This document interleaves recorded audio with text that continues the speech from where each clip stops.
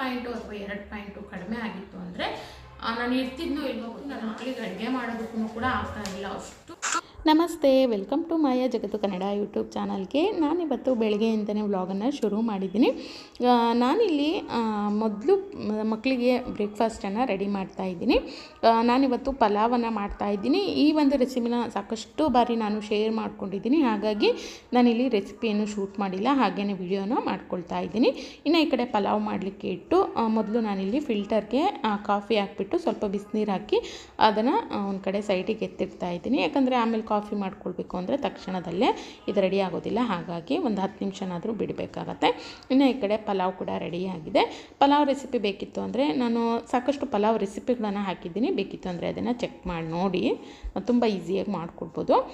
ಬ್ರೇಕ್ಫಾಸ್ಟಿಗೆ ನಮ್ಮ ಪಲಾವ್ ಕೂಡ ರೆಡಿ ಆಯಿತು. ಇನ್ನು ಈ ಕಡೆ ಪಲಾವ್ ಆದಮೇಲೆ ನಾನು ಸ್ವಲ್ಪ ಕುತ್ಕೊಂಡು ನೆಮ್ಮದಿಯ ಕಾಫಿ ಕುಡಿಯೋಣ ಅಂಥೇಳಿ ಇಲ್ಲಿ ಕಾಫಿನ ರೆಡಿ ಮಾಡ್ಕೊಳ್ತಾ ಇದ್ದೀನಿ. ಹಾಗಂತೇಳಿ ಇದನ್ನು ಕುಡಿಯೋ ಅಂಥದ್ದು ತುಂಬ ಒಳ್ಳೆಯದು, ಇದರಿಂದ ಎನರ್ಜಿ ಬರುತ್ತೆ, ಆ ರೀತಿ ಖಂಡಿತ ನಾನು ಇಲ್ಲಿ ಹೇಳ್ತಾ ಇಲ್ಲ. ಇದು ನನಗೆ ಅಭ್ಯಾಸ ಇದೆ. ಪ್ರತಿದಿನ ಬೆಳಗ್ಗೆ ಸ್ವಲ್ಪನಾದರೂ, ಅದು ಬೆಳಗ್ಗೆ, ಇನ್ನು ಸಂಜೆ ಎಲ್ಲ ನಡೆಯುತ್ತೆ, ಇಲ್ಲ ಅಂದ್ರೂ ಬೆಳಗ್ಗೆ ಮಾತ್ರ ಕಂಪಲ್ಸರಿಯಾಗಿ ಸ್ವಲ್ಪನಾದರೂ ಕಾಫಿ ಕುಡಿಲೇಬೇಕು, ಅದು ಅಭ್ಯಾಸ ಆಗಿಬಿಟ್ಟಿದೆ. ಹಾಗಾಗಿ ನಾನು ಕಾಫಿನ ಕುಡಿತಾ ಇದ್ದೀನಿ. ಬೆಳಗ್ಗೆ ಕೆಲಸ ತುಂಬ ಇರುತ್ತೆ, ಆದರೂ ಕೂಡ ಒಂದು ಕಡೆ ಕೂತ್ಕೊಂಡು ಸ್ವಲ್ಪ ಕಾಫಿ ಕುಡಿದ್ರೇ ಮತ್ತೆ ಕೆಲಸ ಮಾಡಲಿಕ್ಕೆ ನನಗೆ ಒಂಥರ ಏನೋ ಎನರ್ಜಿ ಬಂದಂಗೆ ಅನಿಸುತ್ತೆ, ಹಾಗಾಗಷ್ಟೇ. ಇನ್ನು ಈ ಕಡೆ ಎಲ್ಲ ಕೆಲಸನ ಮುಗಿಸ್ಕೊಂಡು ಮೊದಲು ಸ್ವಲ್ಪ ನಾನು ಹೇರಿಗೆ ಸ್ವಲ್ಪ ಫ್ಲಾಕ್ಸೀಡನ್ನು ಹಚ್ಕೊಳ್ಳೋಣ ಅಂಥೇಳಿ ಇಲ್ಲಿ ಜೆಲ್ ಕೂಡ ರೆಡಿ ಮಾಡ್ಕೊಳ್ತಾ ಇದ್ದೀನಿ. ಒಂದು 2 ರಿಂದ 3 ಟೀ ಸ್ಪೂನಷ್ಟು ಫ್ಲಾಕ್ಸೀಡನ್ನು 1 ಲೋಟ ನೀರಿಗೆ ಹಾಕಿಬಿಟ್ಟು ಚೆನ್ನಾಗಿ ಕುದಿಸ್ಕೊಳ್ಬೇಕು. 5 ರಿಂದ 6 ನಿಮಿಷ ಚೆನ್ನಾಗಿ ಹೈ ಫ್ಲೇಮಲ್ಲಿ ಕುದಿಸ್ಕೊಳ್ಳೋದ್ರಿಂದ ಈ ರೀತಿಯಾಗಿರುವಂಥ ಜೆಲ್ಲು ರೆಡಿಯಾಗುತ್ತೆ. ಇದು ಕಂಪ್ಲೀಟಾಗಿ ತಣ್ಣಗಾದಮೇಲೆ ನಾನಿಲ್ಲಿ ಮೊದಲು ತಲೆಗೆ ಹಚ್ಕೊಳ್ತೀನಿ. ನೋಡಿ, ನನ್ನ ಕೂದಲು ತುಂಬ ಒಂಥರ ಹೆಂಗಾಗಿದೆ ಅಂದರೆ ರಫ್ ಆಗಿದೆ, ಒರಟಾಗಿದೆ, ಜೊತೆಗೆ ತುಂಬ ಒಂಥರ ಮುಟ್ಟಿದ್ರೆ ರಫ್ ಅನಿಸುತ್ತೆ, ಒಣಗ್ದಂಗೆ ಅನಿಸುತ್ತೆ ಕೂದಲು, ಆ ರೀತಿಯಾಗಿದೆ. ಹಾಗಾಗಿ ಇದನ್ನು ಹಚ್ಕೊಳ್ತಾ ಇದ್ದೀನಿ. ಹಚ್ಚಿ ಒಂದು ಅರ್ಧ ಗಂಟೆ ಬಿಟ್ಟು ನಂತರ ಹೇರ್ ವಾಶನ್ನು ಮಾಡ್ಕೊಳ್ತೀನಿ. ಅಷ್ಟರಲ್ಲಿ ಉಳಿದಿರೋಂಥ ಎಲ್ಲ ಮನೆ ಕೆಲಸನ ಮುಗಿಸ್ಕೊಂಡು ಸ್ನಾನ ಕೂಡ ಮಾಡ್ಕೊಂಡು ಬಂದಿದ್ದಾಯಿತು. ಗುಡಿಸಿ ಒರೆಸಿ ಎಲ್ಲನೂ ಮಾಡಿಕೊಂಡು ಇನ್ನು ಪೂಜೆಗೆಲ್ಲ ರೆಡಿ ಮಾಡ್ಕೊಳ್ಳೋಣ ಅಂಥೇಳಿ ಬಂದೆ. ಅಷ್ಟರಲ್ಲಿ ಹೊರಗಡೆ ಒಂದಷ್ಟು ನಾನು ಗಿಡಗಳನ್ನು ಹಾಕ್ಕೊಂಡಿದ್ದೀನಿ, ಅದೆಲ್ಲ ಒಣಗಿದೆ. ಈಗ ಮಳೆಗಾಲ ಆಗಿದ್ದರೂ ಕೂಡ ಯಾಕೋ ಒಣಗಿದೆ. ಅದರಲ್ಲೇ ಕೂಡ ಒಂದೊಂದು ಅಲ್ಲಲ್ಲಿ ಒಂದೊಂದು ಹೂ ಬಿಟ್ಟಿದೆ, ಅದೆಲ್ಲನೂ ಕಿತ್ಕೊಂಡೆ. ಮನೆ ಹತ್ರ ಬಿಟ್ಟಿರೋವಂಥ ಹೂಗಳನ್ನು ದೇವರಿಗೆ ಇಡೋದ್ರಲ್ಲಿ ಇರುವಂಥ ಸಮಾಧಾನ ಇನ್ಯಾವುದ್ರಲ್ಲೂ ಇಲ್ಲ ಅಂತಲೇ ಹೇಳ್ಬೋದು. ಎಲ್ಲದರಲ್ಲೂ ಕೂಡ ಅಲ್ಲಲ್ಲಿ ಒಂದೊಂದು ಮೊಗ್ಗು ಕೂಡ ಇದೆ. ಮತ್ತೆ ಒಂದು 2-3 ದಿನಕ್ಕೆ ಮತ್ತೆ ಒಂದೊಂದು ಹೂ ಸಿಗುತ್ತೆ ನನಗೆ. ನೋಡಿ, ಇದಷ್ಟು ಹೂವು ನಾನು ಹಾಕಿರೋವಂಥ ಗಿಡಗಳಿಂದ ಸಿಕ್ಕಿರೋವಂಥದ್ದು. ತುಂಬಾ ಖುಷಿಯಾಗುತ್ತೆ. ಅದರಲ್ಲೂ ಕಲರ್ಫುಲ್ ಆಗಿರೋವಂಥ ಹೂಗಳನ್ನು ಇಟ್ಟು ದೇವ್ರಿಗೆ ಪೂಜೆ ಮಾಡಿದ್ರೆ ತುಂಬಾ ಒಂಥರ ಸಂತೋಷ ಆಗುತ್ತೆ ಅಂತಲೇ ಹೇಳ್ಬೋದು. ಇನ್ನು ಇವತ್ತು ಶುಕ್ರವಾರ ಆಗಿರೋದ್ರಿಂದ ಕಾಮಾಕ್ಷಿ ದೀಪ ಕೂಡ ಹಚ್ಚಬೇಕು, ಹಾಗಾಗಿ ಎಲ್ಲ ದೀಪಕ್ಕೂ ಸ್ವಲ್ಪ ತುಪ್ಪನೇ ಹಾಕಿದ್ದೀನಿ ಇವತ್ತು. ಶುಕ್ರವಾರ ಮತ್ತು ಶನಿವಾರ ಕಂಪಲ್ಸರಿ ನಾನು ತುಪ್ಪದ ದೀಪನೇ ಹಚ್ಚೋದು ದೇವ್ರ ಹತ್ರ, ಹಾಗಾಗಿ ತುಪ್ಪ ಸ್ವಲ್ಪ ಕಡಿಮೆ ಇತ್ತು ಅಂದ್ಬಿಟ್ಟು ಸ್ವಲ್ಪನೇ ಹಾಕಿಬಿಟ್ಟು ಎಲ್ಲ ದೀಪಗಳನ್ನು ಅಂಟಿಸ್ಕೊಂಡು, ಆನಂತರ ಕಾಮಾಕ್ಷಿ ದೀಪ ಏನು ಎಲ್ಲ ತೊಳೆದ್ಬಿಟ್ಟು ಅರಿಶಿನ ಮೇಲೆ ಇಟ್ಟು ಹೂವಿಟ್ಟು ಅದಕ್ಕೂ ಕೂಡ ರೆಡಿ ಮಾಡ್ಕೊಂಡಿದ್ದೆ, ಅದನ್ನು ಕೂಡ ಅಂಟಿಸ್ಕೊಂಡು ನಂತರ ಪೂಜೆನ ಮುಗಿಸ್ಕೊಂಡೆ. ಇವತ್ತು ನೈವೇದ್ಯಕ್ಕೆ ಏನೂ ಮಾಡಲಿಲ್ಲ, ಬೆಳಗ್ಗೆ ಸ್ವಲ್ಪ ಗಡಿಬಿಡಿ ಇದ್ದಿದ್ದರಿಂದ, ಹಾಗಾಗಿ ಸಕ್ಕರೆನೇ ಇಟ್ಬಿಟ್ಟು ನಾನಿಲ್ಲಿ ಪೂಜೆನ ಮುಗಿಸ್ಕೊಳ್ತಾ ಇದ್ದೀನಿ. ಇದಾಗಿತ್ತು ಇವತ್ತು ನಮ್ಮ ಶುಕ್ರವಾರದ ಒಂದು ಸಿಂಪಲ್ ಪೂಜಾ ಅಂತಲೇ ಹೇಳ್ಬೋದು. ಇನ್ನು ಈ ಕಡೆ ನಾನು ಫ್ಲಾಕ್ಸೀಡ್ ಹಚ್ಕೊಂಡಿದ್ನಲ್ಲ, ನೋಡಿ ಕೂದಲು ನೀಟಾಗಿ ಒಣಗಿದ ಮೇಲೆ ಇಲ್ಲಿ ತೋರಿಸ್ತಾ ಇದ್ದೀನಿ. ತುಂಬ ಸಾಫ್ಟಾಗಿ ಶೈನಿಯಾಗಿ ತುಂಬ ಚೆನ್ನಾಗಾಗಿದೆ ಅಂತಲೇ ಹೇಳ್ಬೋದು, ತುಂಬ ಸ್ಮೂತ್ ಕೂಡ ಆಗಿದೆ. ನಮಸ್ತೆ. ಈ ಒಂದು ವಿಡಿಯೋನ ಯಾಕೆ ಮಾಡ್ತಾ ಇದ್ದೀನಿ ಅಂದರೆ, ಒಂದಷ್ಟು ಜನ ಹೆಣ್ಮಕ್ಳಿಗೆ ಇದರಿಂದ ಏನಾದರೂ ಹೆಲ್ಪ್ ಆಗ್ಬೋದು ಅನ್ನೋ ಕಾರಣಕ್ಕೆ ಮಾಡ್ತಾ ಇದ್ದೀನಿ. ಇದು ನನ್ನ ಬ್ಲಡ್ ರಿಪೋರ್ಟು. ಇದು ನಾನು 2 ತಿಂಗಳು ಹಿಂದೆ ಮಾಡಿಸಿರುವಂಥದ್ದು. ಆವಾಗ ಮಾಡಿಸಿದ್ದನ್ನು ಈಗ ಯಾಕೆ ತೋರಿಸ್ತಾ ಇದ್ದೀನಿ ಅಂತ ಅಂದ್ಕೊಳ್ಬೋದು. ಇದು ರೀಸೆಂಟಾಗಿ ಮಾಡಿಸಿರೋವಂಥದ್ದು, ಅಂದರೆ ಮೊನ್ನೆ ಒಂದು 2 ದಿನಗಳ ಹಿಂದೆ ಮಾಡಿಸಿರೋವಂಥದ್ದು. ಏನಾಗಿತ್ತು ಅಂದರೆ, ನನಗೆ ಒಂದು 2 ತಿಂಗಳ ಹಿಂದೆ ಅಂತ ಹೇಳಿದ್ನಲ್ಲ, ಅದಕ್ಕೂ ಮುಂಚೆ ಒಂದು 15 ದಿನಗಳಿಂದ ನನಗೆ ನೋಡಿ, ಈ ಬೆರಳಿದೆಯಲ್ಲ, ಎಲ್ಲ ಬೆರಳುಗಳು ಇಷ್ಟು ದಪ್ಪ ಊದ್ಕೊಂಡಿತ್ತು, ಜೊತೆಗೆ ತುಂಬ ಪೇಯ್ನ್ ಬರ್ತಾಯಿತ್ತು. ಅದೇ ಜೊತೆ ಕಾಲು ಕೂಡ ಅಷ್ಟೇ ಇಷ್ಟು ದಪ್ಪ ಊದ್ಕೊಂಡಿತ್ತು, ಜೊತೆಗೆ ಇಲ್ಲಿ ಊದ್ಕೊಂಡಿತ್ತು, ಮುಖ, ಕಣ್ಣು ಎಲ್ಲನೂ ಊದ್ಕೊಂಡ್ಬಿಟ್ಟಿತ್ತು, ಇಷ್ಟು ದಪ್ಪ ಆಗಿಬಿಟ್ಟಿತ್ತು. ನನಗೆ ಥೈರಾಯ್ಡ್ ಸಮಸ್ಯೆ ಇದೆ, ಹಾಗಾಗಿ ಏನಾದರೂ ಈ ರೀತಿಯಾಗಿ ಊದ್ಕೊಂಡಿದೆ ಅಂಥೇಳಿ ನಾನು ಒಂದು 2-3 ದಿನ ಥೈರಾಯ್ಡ್ ಮಾತ್ರೆ ಕೂಡ ಸರಿಯಾಗಿ ತೊಗೊಂಡಿರಲಿಲ್ಲ. ಆ ಒಂದು ಕಾರಣಕ್ಕೆ ಹೀಗಾಗಿರ್ಬೋದೇನೋ ಅಂದ್ಕೊಂಡು ನಾನು ರೆಗ್ಯುಲರ್ ಆಗಿ ಮತ್ತೆ ಟ್ಯಾಬ್ಲೆಟ್ನ ತೊಗೊಳ್ಳಿಕ್ಕೆ ಶುರು ಮಾಡಿದೆ. ಆದರೂ ಕೂಡ ಕಡಿಮೆ ಆಗಲಿಲ್ಲ. ಅದ್ರ ಜೊತೆಗೆ ನನಗೆ ತುಂಬ ತಲೆ ಸುತ್ತು ಬರ್ತಾಯಿತ್ತು. ತಲೆ ಫುಲ್ಲು ಈ ರೀತಿ ತಿರುಗ್ತಾ ಇತ್ತು. ಎದ್ದು ನಿಂತರೆ ಅಥವಾ ಕೂತ್ಕೊಂಡ್ರೆ ಮಲಗಿದ್ರೆ ಈ ರೀತಿ ತುಂಬ ತಲೆ ಸುತ್ತು ಫುಲ್ಲು ಮನೆಯೆಲ್ಲ ತಿರುಗ್ತಾ ಇದೆಯೇನೋ ಅನ್ನೋ ರೀತಿನಲ್ಲಿ ಆಗ್ತಾಯಿತ್ತು. ಅದ್ರ ಜೊತೆಗೆ ವಿಪರೀತ ಸುಸ್ತು. ಏನು ಕೆಲಸ, ಪಾತ್ರೆ ವಾಶ್ ಮಾಡೋದಾಗಲಿ, ಬಟ್ಟೆ ವಾಶ್ ಮಾಡೋದು, ಕಸ ಗುಡಿಸ್ಲಿಕ್ಕೂ ಕೂಡ ಆಗ್ತಾ ಇರಲಿಲ್ಲ. ಎದ್ದಿಟ್ಕೊಂಡು ಸರಿಯಾಗಿ ನನ್ನ ಮಕ್ಕಳಿಗೆ ಅಡುಗೆ ಮಾಡಲಿಕ್ಕೂ ಕೂಡ ಆಗ್ತಾ ಇರಲಿಲ್ಲ. ಅಷ್ಟು ಸುಸ್ತು ಆಗ್ತಾಯಿತ್ತು. ಅದರ ಜೊತೆಗೆ ಏನಾಗ್ತಾ ಇತ್ತು ಅಂದರೆ ನನಗೆ ಆಯಾಸ, ಎಲ್ಲಿ ಕೂತಿರ್ತೀನೋ ಅಲ್ಲೇ ಕೂತ್ಕೊಳ್ಬೇಕು ಅನ್ನೋ ರೀತಿಯಲ್ಲಿ ಸುಸ್ತಾಗ್ತಾ ಇತ್ತು.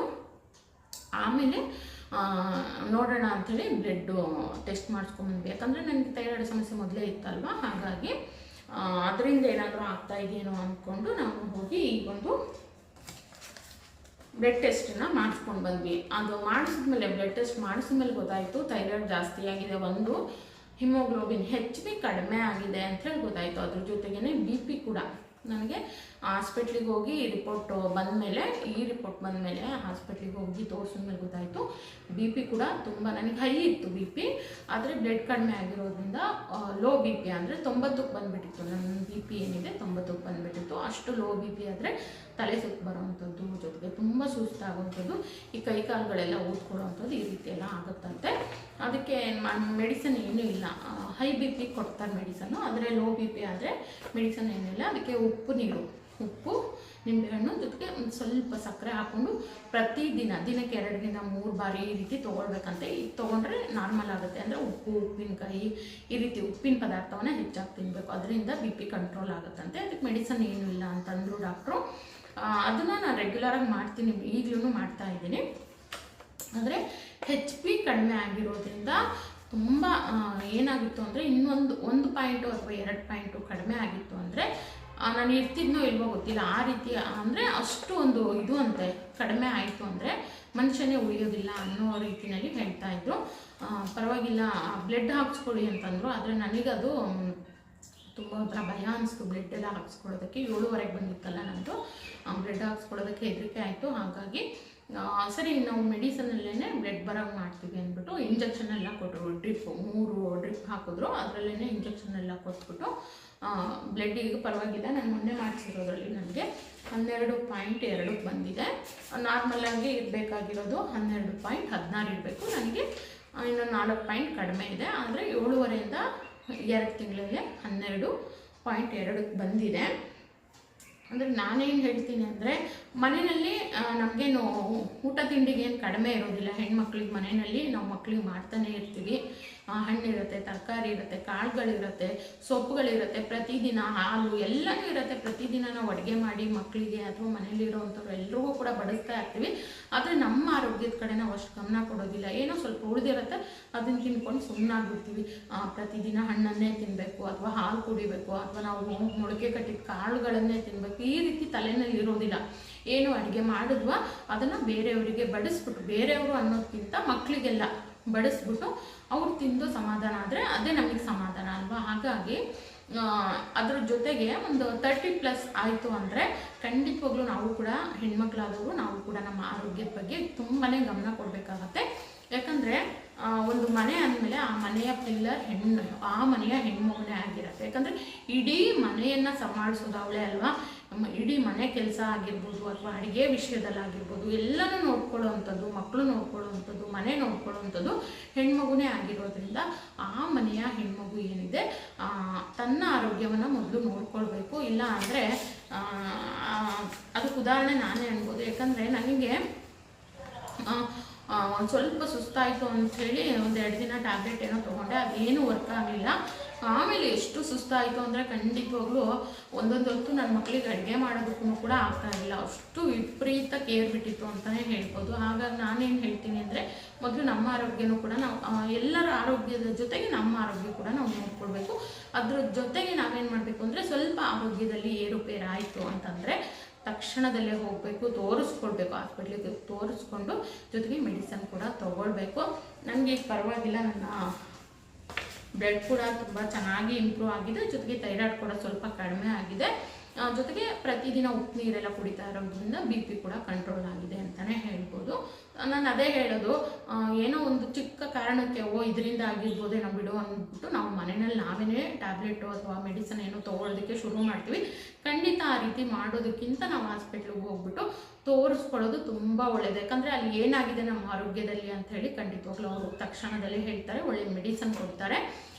ಏನೋ ಒಂದು ಕಾಯಿಲೆಯಿಂದ ಇನ್ನೊಂದು ಬರೋದು ಬೇಡ. ಹಾಗಾಗಿ ಏನಾದರೂ ಸ್ವಲ್ಪ ಆರೋಗ್ಯದಲ್ಲಿ ಏರುಪೇರಾಯಿತು ಅಂದರೆ ತಕ್ಷಣದಲ್ಲಿ ಹೋಗಿ ತೋರಿಸ್ಕೊಳ್ಳಿ, ಮೆಡಿಸನ್ ತೊಗೊಳ್ಳಿ. ಅದರ ಜೊತೆಗೆ ನೀವೇನು ಮನೆಯವರಿಗೆ ಅಂತ ಹೇಳಿ ಎಲ್ಲ ಮಾಡ್ತಿರಲ್ಲ, ಅಡುಗೆ ತರಕಾರಿ ಸೊಪ್ಪು ಎಲ್ಲನೂ ಹಾಕಿಬಿಟ್ಟು ಅದನ್ನು ನಾವು ಕೂಡ ತೊಗೊಳ್ಳೋದು ತುಂಬಾ ಒಳ್ಳೆಯದು. ಇದನ್ನು ಹೇಳಬೇಕು ಅಂದ್ಕೊಂಡಿದ್ದೆ. ಯಾಕಂದರೆ ಎಷ್ಟೋ ಜನ ಹೆಣ್ಮಕ್ಳು ಮನೆ ಕೆಲಸ ಗಡಿಬಿಡಿ, ಸ್ಕೂಲಿಗೆ ಕಳಿಸೋವಂಥದ್ದು ಅಥವಾ ಆಫೀಸಿಗೆ ಕಳಿಸೋವಂಥದ್ದು ಅಥವಾ ಮನೆಯಲ್ಲಿ ವಯಸ್ಸಾದವ್ರು ಇರ್ತಾರೆ, ಅವ್ರನ್ನೆಲ್ಲ ನೋಡ್ಕೊಳ್ಳೋವಂಥ ಗಡಿಬಿಡಿನಲ್ಲಿ ಅವರ ಆರೋಗ್ಯ, ಅವರ ಊಟ ತಿಂಡಿ ಅದ್ರ ಕಡೆ ಗಮನನೇ ಕೊಡೋದಿಲ್ಲ. ಹಾಗಾಗಿ ಅದೆಲ್ಲದರ ಜೊತೆಗೆ ನಮ್ಮ ಆರೋಗ್ಯವೂ ಕೂಡ ಮುಖ್ಯ. ಯಾಕಂದರೆ ನಮ್ಮ ಆರೋಗ್ಯ ಚೆನ್ನಾಗಿತ್ತು ಅಂದರೆ ನಾವೆಲ್ಲರೂ ಕೂಡ ಚೆನ್ನಾಗಿ ನೋಡ್ಕೊಳ್ಬೋದಲ್ವ. ಹಾಗಾಗಿ ಇದೊಂದು ವಿಷಯನ ನಿಮ್ಮ ಜೊತೆ ಶೇರ್ ಮಾಡ್ಕೊಳ್ಬೇಕಿತ್ತು. ಹಾಗಾಗಿ ಒಂದು ವಿಡಿಯೋನ ಮಾಡಿದ್ದೀನಿ. ವಿಡಿಯೋ ಇಷ್ಟ ಆಯಿತು ಅಂದರೆ ಲೈಕ್ ಮಾಡಿ, ಶೇರ್ ಮಾಡಿ, ಹಾಗೆ ಸಬ್ಸ್ಕ್ರೈಬ್ ಮಾಡಿಕೊಂಡು ಸಪೋರ್ಟ್ ಮಾಡಿ. Thank you.